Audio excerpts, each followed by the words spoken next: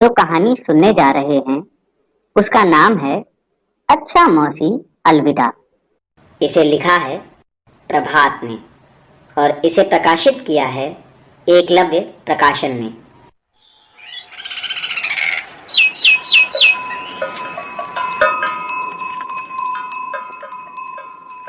एक चिड़िया थी। उड़ते हुए उसे एक भैंस दिखाई दी। थक गई हूं, क्या तुम्हारी पीठ पर बैठ जाऊं? चिड़िया ने भैंस से कहा। बैठ जाओ, पर मेरे ऊपर बीट मत कर देना, भैंस ने चिड़िया से कहा। बैठते ही चिड़िया ने भैंस पर बीट कर दी। भैंस ने अपनी पूंछ घुमाकर चिड़िया को नीचे पटक दिया और उसके ऊपर गोबर कर दिया। चिड़िया भैंस के गोबर में दब गई। अरे मर गई, अरे मर गई, वह चीखती चिल्लाती रही। चिड़िया की चीख चिल्लाहट सुनकर भैंस डर गई और कान हिलाती हुई आगे चली गई।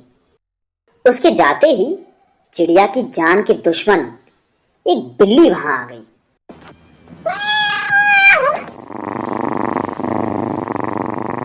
चिड़िया घबरा गई।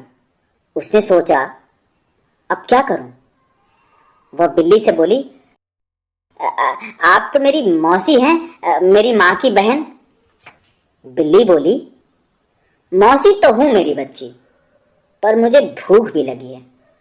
चिड़िया घबरा गई पर बोली, तो क्या हुआ? आप मुझे गोबर से निकाल दो, फिर हम दोनों खाना ढूंढने चलेंगे। अब मुझे खाना ढूंढने की क्या जरूरत है, तुम हो ना, बिल्ली ने कहा। चिड़िया बिल्कुल घबरा गई। फिर बोली, अभी तो मैं गोबर में फंसी हूं, अगर मुझे खाना चाहती हो तो पहले इस गोबर से निकालो, फिर मुझे तालाब में पटक कर धो डालो, फिर धूप में सुखा लो, उसके बाद बड़े मजे से खा लो। बिल्ली को चिड़िया का सुझाव पसंद आया। उसने चिड़िया को गोबर में से निकाला, तालाब में पटक कर धोया, फिर धूप में सुखाया। चिड़िया धूप में सूख रही थी, बिल्ली उसको देख रही थी। जब चिड़िया सूख गई तो अच्छा मौसी अलविदा कहकर उड़ गई। बिल्ली आसमान में ताकती ही रह गई।